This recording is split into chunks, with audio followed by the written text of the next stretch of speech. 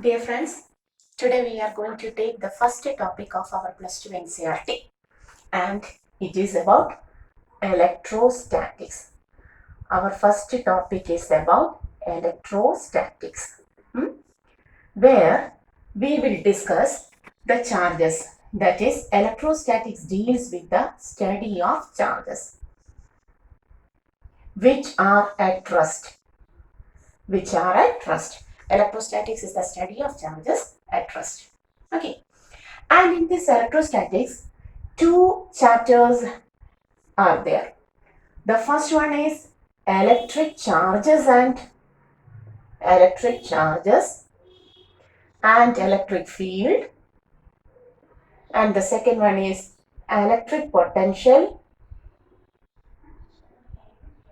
and capacitors. So these are the two chapters in electrostatics we have to study: electric charges and field, electric potential and capacitor. Today we are going to start our first chapter of electrostatics, electric charges and electric field. Is it clear? So we are going to our first chapter.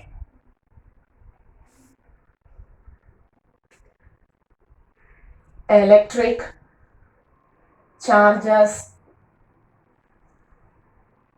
and field. Okay. And the whole electrostatics we will discuss about the electric charges. So the first topic itself is the properties of electric charges. In the chapter, we have to discuss the properties of electric charges. Most of the properties are known to you, even though we are going to the basic level. So properties of electric charges. The first property of electric charge is that there are two types of electric charges. How many types of electric charges are there? There are two types of electric charges. And which are they? You all know, positive and negative. Which are the two types of electric charges? The two types of electric charges are positive and negative. And the name positive and negative was first given by Benjamin Franklin. The name positive and negative was first given by Benjamin Franklin. Okay. And how a body attains a positive charge and how a body attains a negative charge. Positive charge is attained by a body by the loss of electrons from that body. Positive charge is obtained by losing electron. Whereas, what about negative charge? A body attains negative charge by gaining electron. So, by gaining electron. Lose an electron results in positive charge. Gain in electron from a body results in negative charge. Is it clear? So, there are two types of electric charges, positive and negative. The name was first given by Benjamin Franklin. A body attains positive charge by losing electrons and a body attains negative charge by gaining electrons. This is the first property. Second property, charges are scalar quantity. Which type of quantity is charge? Charges are scalar quantity. With unit Coulomb, famous scientist Coulomb, represented by the letter C, and dimension AT. A stands for ampere, T stands for time, which it may also be represented as M0, L0, T1, A1. Okay.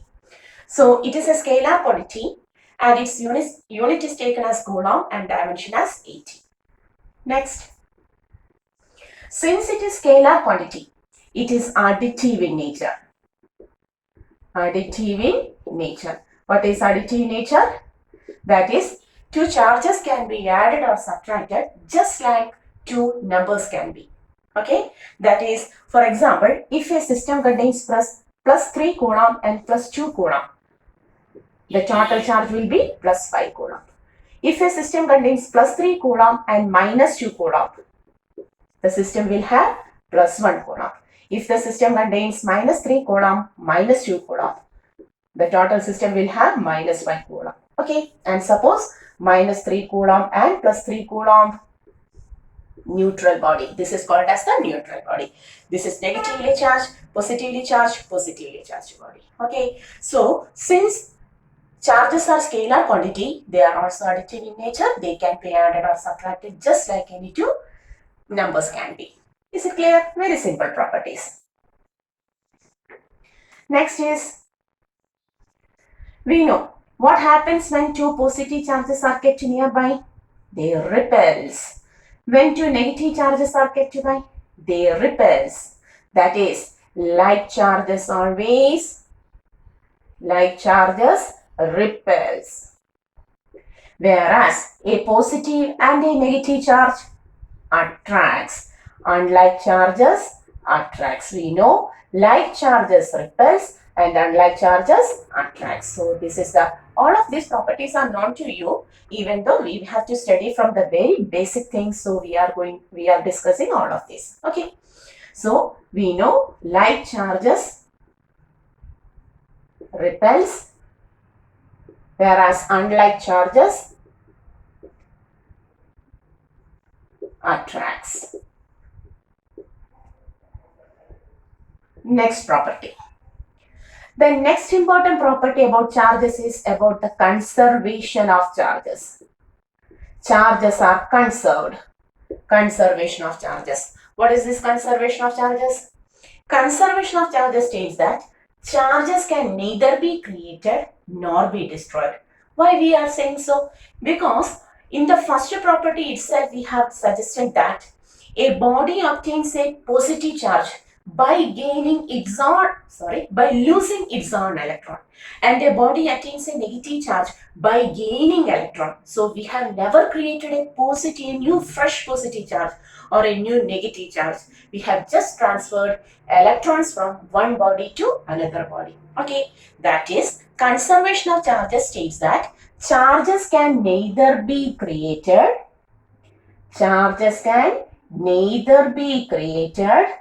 all of you know that sentence,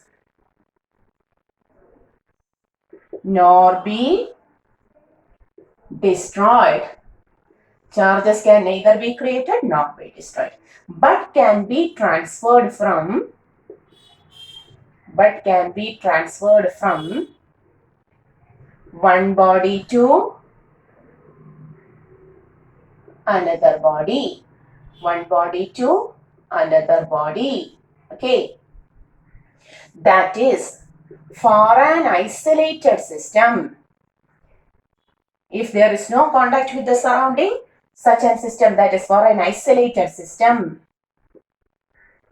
the total charge of the system remains constant.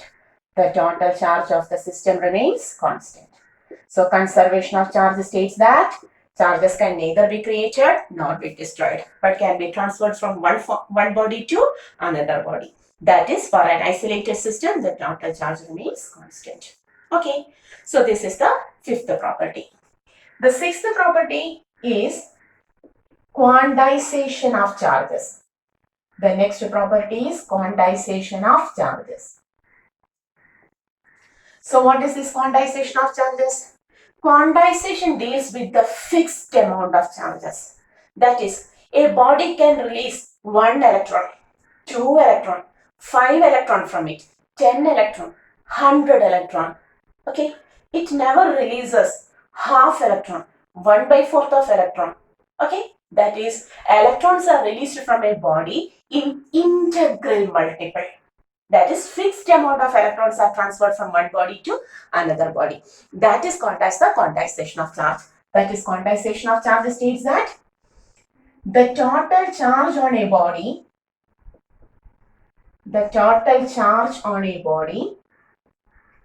is always an integral multiple of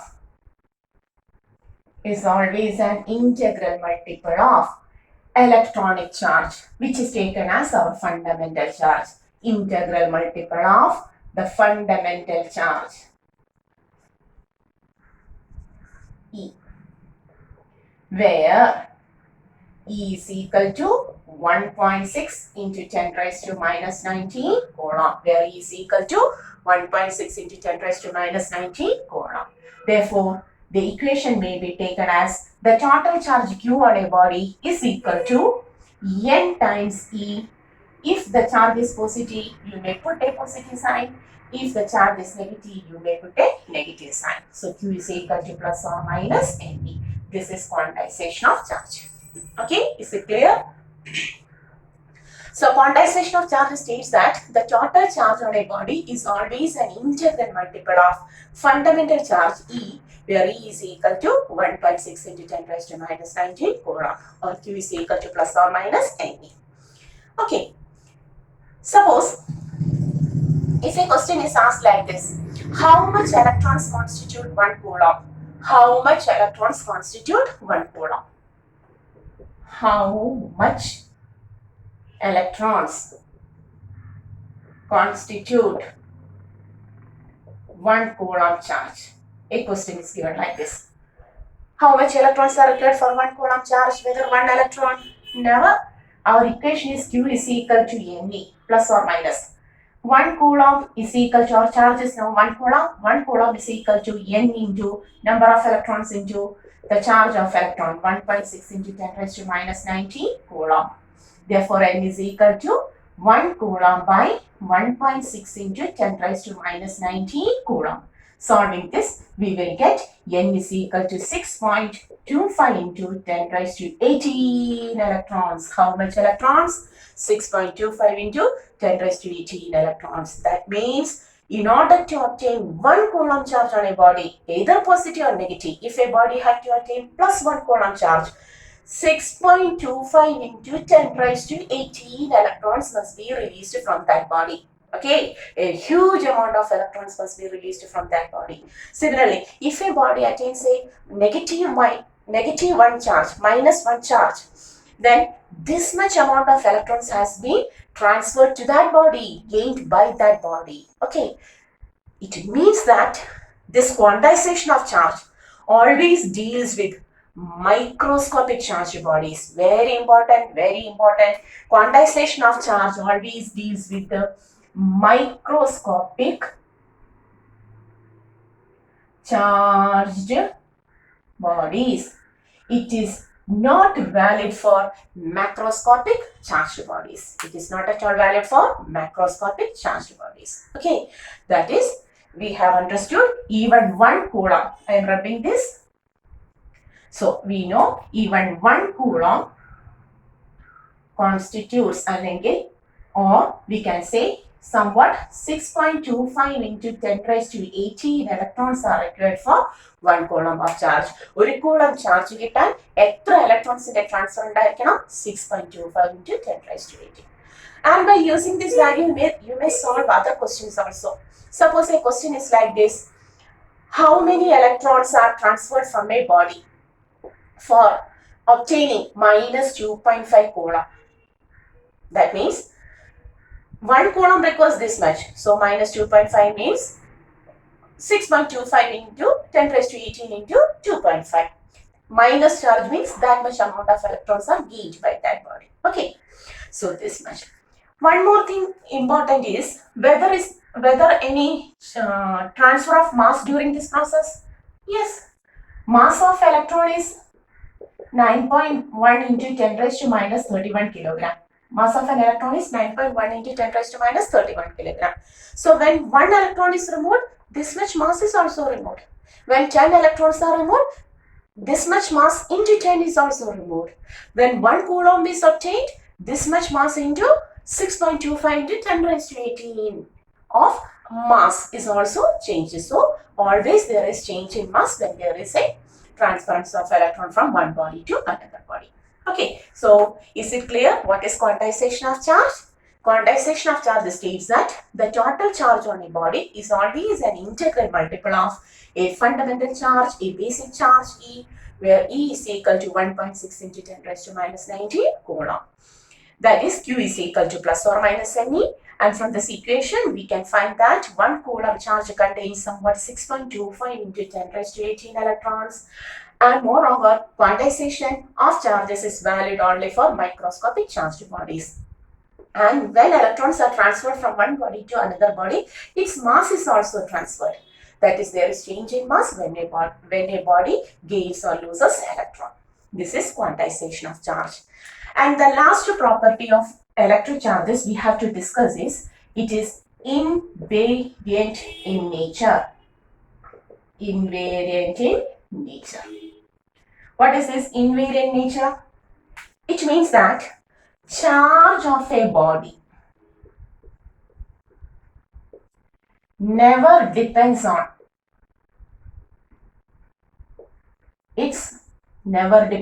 its speed. Whatever may be the speed of the charged body, suppose the charged body is moving with the speed of light or comparable to the speed of light, even though it's a charge, it doesn't change with the speed of the body. Whatever may be the speed of the light, the charge of the body remains constant. Okay, so charge of a body never depends on the speed, and that nature is called as the invariant nature. So these are the important properties of electric charges. There are two types of charges. Which are the two types of charges all of us know? Positive and negative. Positive charge is obtained by losing electrons and negative charge is obtained by gaining electrons. The name positive and negative charge was first introduced by Benjamin Franklin. It is a scalar quantity with unit coulomb, dimension 80. A stands for ampere, T for time. Since it is scalar quantity, they can be added just like two numbers or subtracted just like two numbers. That is, it is additive in nature. Like charges repel and like charges attract. Conservation of charges, you all know. Then quantization of charge. Fixed amount of electrons are transferred from one body to another body. Q is equal to plus or minus ME. 1 coulomb constitutes somewhat 6.25 into 10 raised to 18 electrons. Moreover, quantization of charges is valid only for microscopic charged bodies. Invariant in nature, that is, charge of a body never depends on its speed.